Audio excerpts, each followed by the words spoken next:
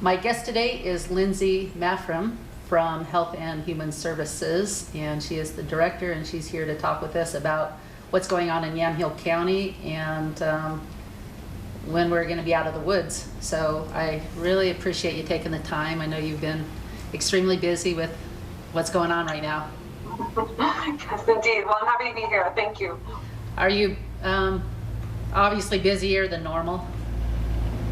Sure. I think, my job, as well as many others in Yamhill County, had full-time jobs before this, and this has certainly been a full-time job in and of itself since it started. Yeah. But we're all hanging in there. Yeah. Can you, just before I start going through a list of questions, can you just give me an overview on what you think that everybody should know? Sure.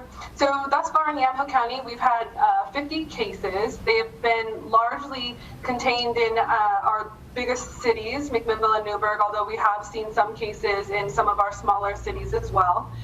The majority of the data that you can find can be found on our county's website, including demographic data, breakdown by zip codes where available, as well as updated information that you can filter through in a dashboard. So if someone's interested in more specific data, I think that's a great place to look. So often we'll point people there.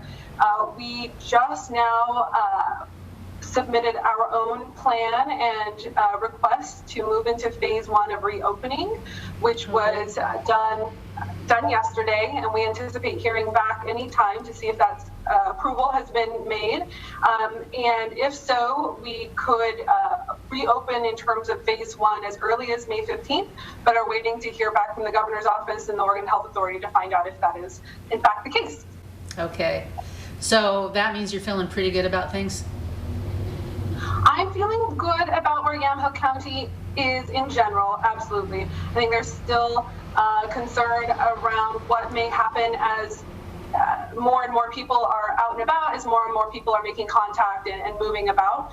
So we'll certainly be monitoring data and information around that very closely. The two big data pieces that are prerequisites for moving to phase 1 are looking at prevalence, largely looking at the emergency department visits that are related to COVID-like illnesses, and wanting to make sure that that's not higher than we would expect for things like flu-like symptoms, because those are so similar at this time of year, as well as the number of hospitalizations. So those are two things that we receive information on daily, and I will certainly be reviewing and monitoring that every day as well, just to assure that things continue to go well in Yamhill County. Yeah. So I've been on the Oregon demographics, so I'm glad to know that I can get more detailed information on the Yamhill demographics, but I'll just kind of go to the one that I have highlighted here. Let's see where we at. So there's been, as you said, 50 cases and 7 deaths, and I see here that 1,909 have been tested. So how do I read the 50 cases? Is that from the very beginning till now? Yes, so that's counting every single person who's had a positive lab test for COVID-19 ever, essentially. Yes. Okay. And out of those 50 cases, then how many people have been cured? So, off the top of my head, I don't know, although it is on our website, the public health website. We are tracking what we're calling recovery, and we're defining full recovery by the absence of any symptoms, including any cough, respiratory, or fever-like symptoms. And we have a fair percentage, I think it's close to, I want to say half of the people have gone into what we would consider full recovery, while others would still have a lingering cough or things of that nature. Oh, so more than half the people are recovered.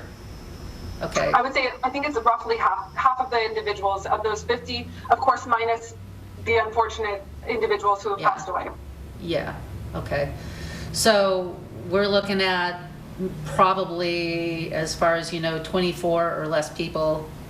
Well, and I guess the people that passed away. So we're looking at, there's probably under 20 people that you know of right now that are contagious and still. I would say that I would say that that many that we know of that have had a positive lab test, because of course we can't account for what may be circulating that hasn't had a positive lab test. And what do you think about the people who haven't been tested? I mean, is that a good sign because they're not, they don't feel bad enough to go and get tested, or is it make you feel uncomfortable because they're out running around? That's a good question. So certainly that can speak to the acuity level of what we're seeing in terms of just how you mentioned, if people are feeling not sick enough to seek medical care. However, that is a big concern if those individuals are even mildly ill and out and about, because they even mild symptoms, you are contagious, and so they could certainly be spreading that. We have been recommending historically that individuals only seek testing if they are sick enough to need a medical visit. However, we've recently changed that recommendation about 10 days ago, perhaps 2 weeks ago, to say that we now want to recommend, and we want everyone who has any symptoms, even mild symptoms, to get testing.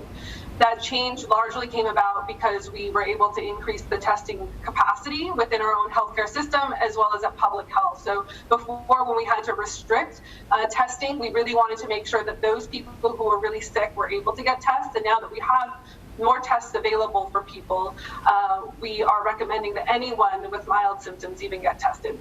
Okay, and how about people who, and this is a question that came to me, people who are compromised, immune compromised, and they have a business where they're, it needs to stay open, an important business that needs to stay open. Is there conditions where the employees can get tested and the everybody involved in the business? Is that too? We aren't doing any broad-scale surveillance testing unless it's in a situation where there's deemed to be some sort of risk factor. So a long-term care facility might be one of those places where we may do more testing that's sort of broad or surveillance-like. Or if we have a place of employment where there's a lot of close contact, either with customers and people or just colleagues, and someone is ill, we may do some more broad testing in those circumstances. Okay. So out of the 50 people who have tested positive, can you give me an idea, including the 7 unfortunate deaths, how severe was it? Were they mild? Was it something where there were so many people that came close to death? Is it? Yeah, go ahead. We've seen the whole spectrum. We've definitely seen the whole spectrum. We did have a fair number of people hospitalized early on throughout the county, both in our own hospitals, but as well as people that perhaps, got transferred out into other hospital facilities as well. So I think there was definitely, as this first came on, a lot of concern about the high level of acuity that we saw in people that were requiring hospitalization, that were requiring pretty intense medical measures. And so as we've progressed, we are seeing less of that. Our hospitalization rates have maintained, after they had a bit of a spike to begin with, have been pretty maintained and continue to be low, which is great. Yeah, okay. So there's been a lot of propaganda, I mean, I don't even know what's truth or what's not truth. That a lot of people who may have tested positive and maybe been hospitalized, they had other problems that maybe caused them to be hospitalized. My great grandma, she was one of the elderly years ago that died of cancer. My grandma just died, or not cancer, I'm sorry, pneumonia. My grandma actually just died a couple of months ago.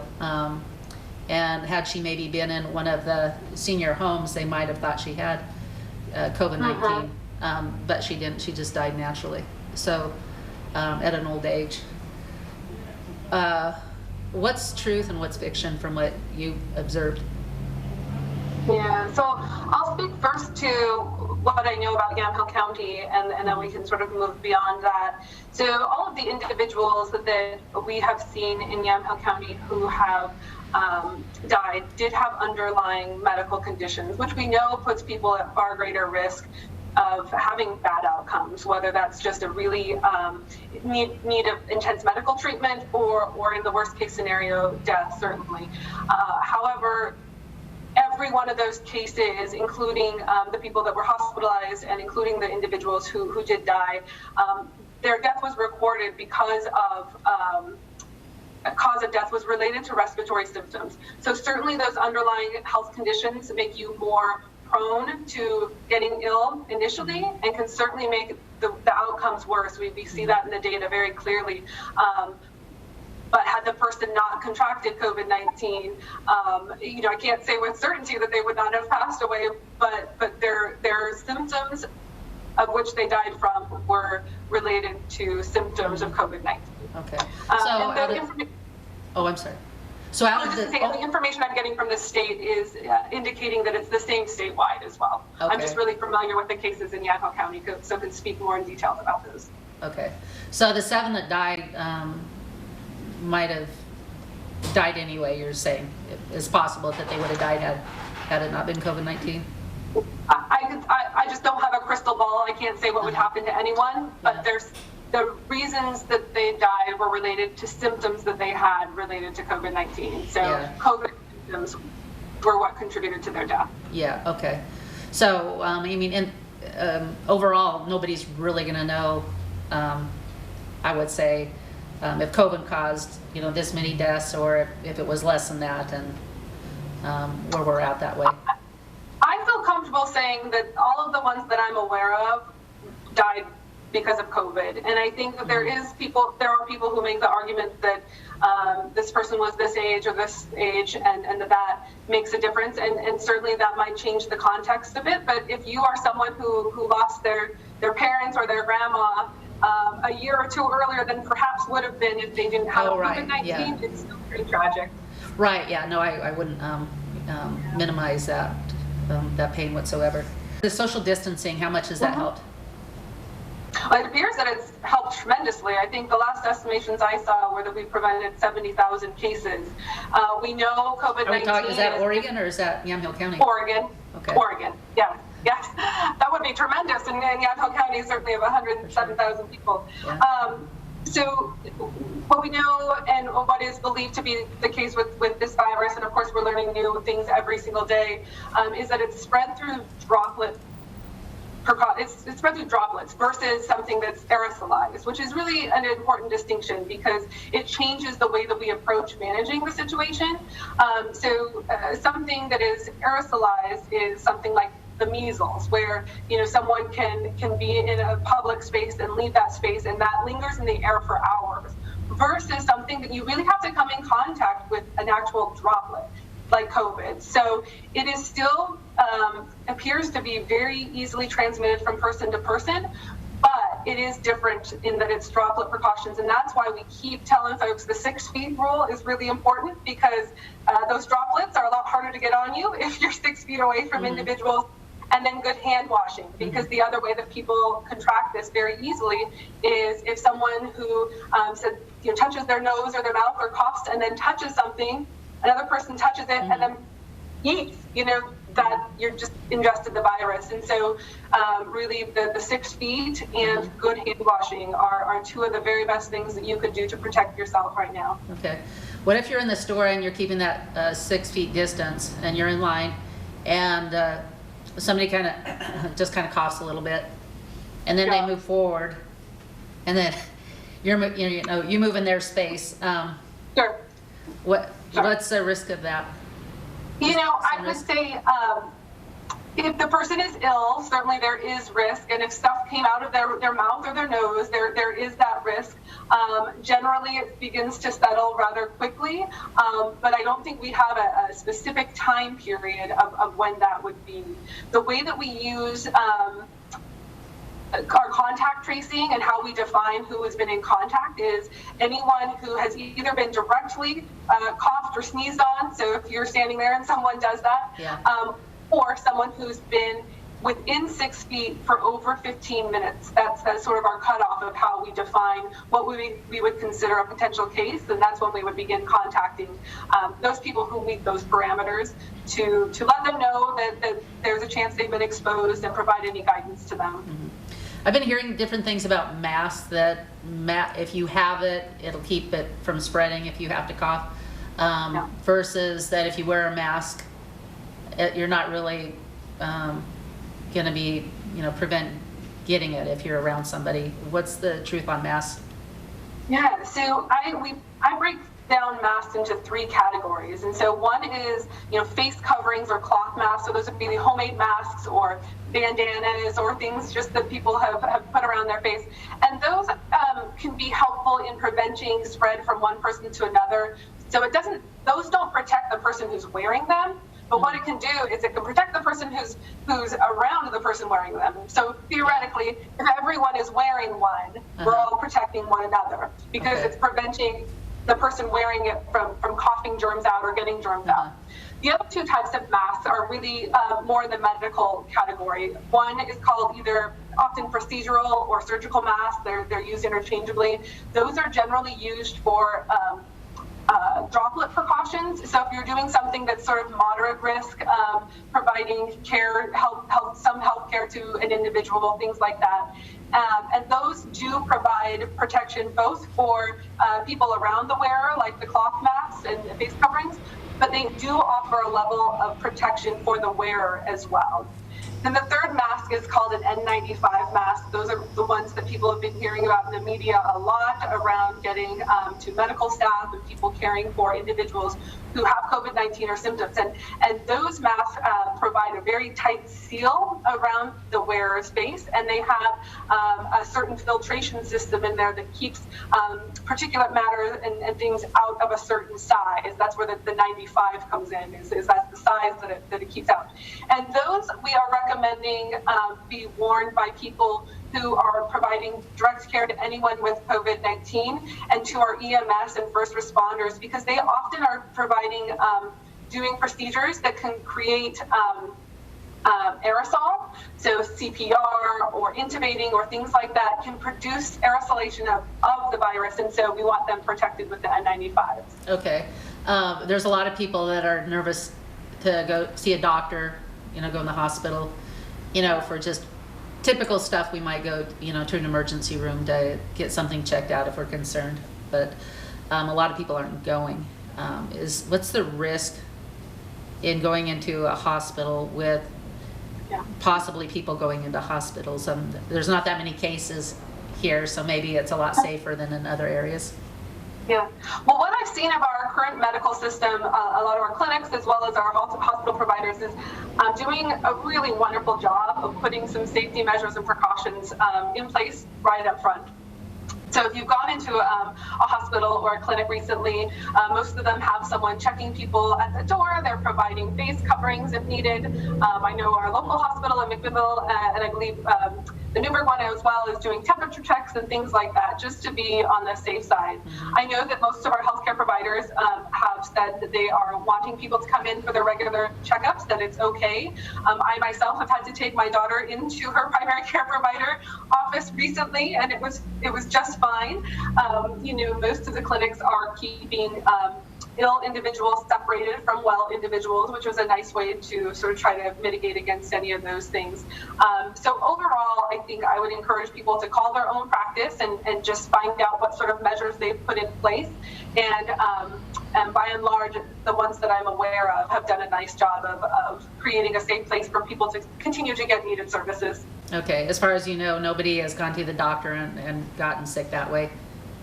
Here I have not identified anyone as getting it that way, no. Okay, and you pretty much trace people, if they are positive, you go through and find out where they got it from? Are you on top of that? We try to. We can't always do that. So sometimes what will happen is we'll have a case, and that case will get connected to another case, and we can sort of backtrack in that way. And then there have been plenty of times, and actually the majority of our cases in Yamhill County have been what we call a community acquired, meaning we don't know where they got it. Oh. They so got maybe it, in the store, maybe. Yeah. Anything's possible. Okay. Yep.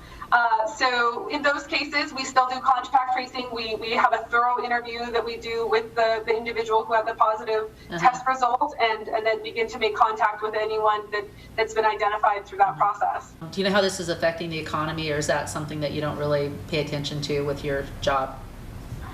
It's certainly something I am paying attention to. I'm not an economist, so I can't dive into details and make projections and those types of things, but it's something I'm certainly aware of. And I think from as we're looking at the public health work, we're always weighing sort of the pros and cons of any decisions that are made and anything that is done to react to a situation like this. And it's always a balance of trying to do what needs to be done for health and safety, but also do your very best to minimize the unintended consequences, in this case, the economic burden that it's placed on many people and many business owners and just the community at large. Yeah, okay.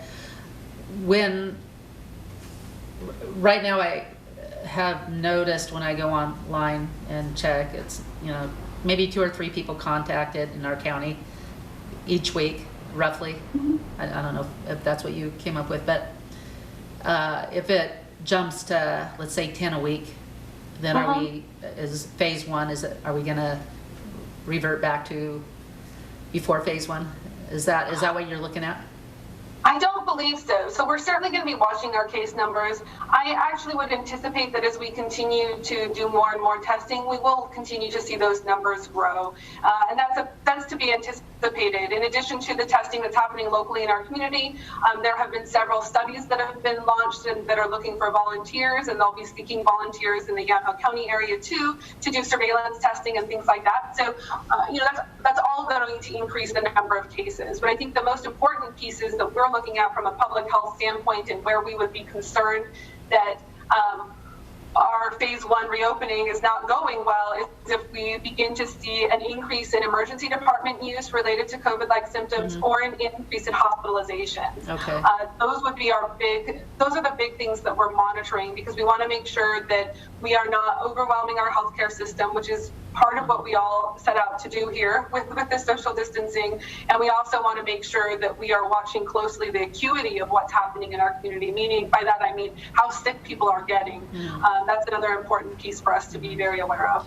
Yeah, by the way, there's been a lot of talk that COVID-19 on the East Coast might be a different strain than on the West Coast, or China versus Oregon.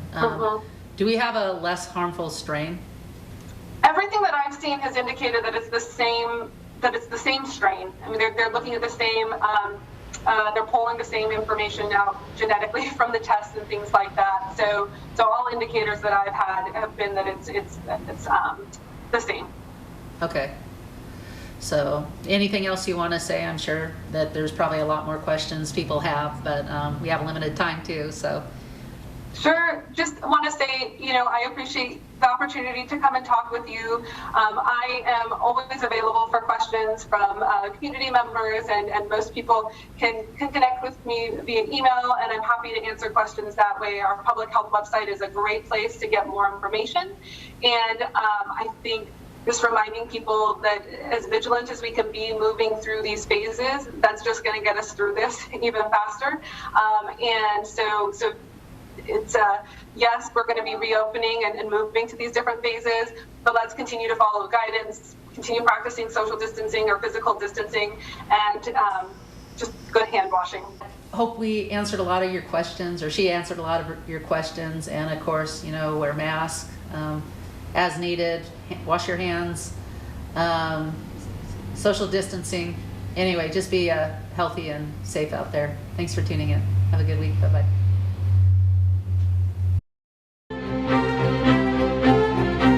Inspiration, arts and crafts, health and wellness, communication and information. We're here to encourage and inspire you. You have a gift? We know you do. And so do we. Whether you come in to look by or want to promote your gift, we invite you to come in, because when we're working together, we can accomplish great things.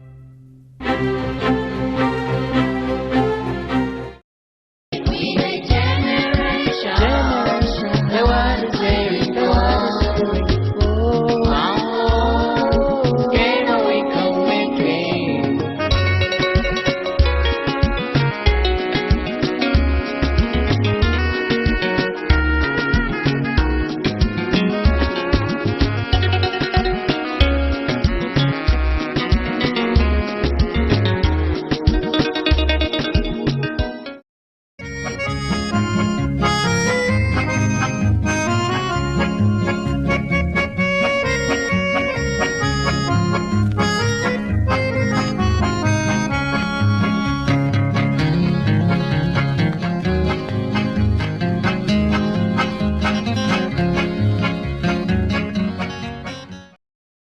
Colloidal silver is proven to kill all viruses, bacteria, and fungus. Although not approved by the FDA, I was so impressed with the results, I decided to offer it to you. Testimonies include benefit from a variety of infections, diseases, and sicknesses inside and outside the body.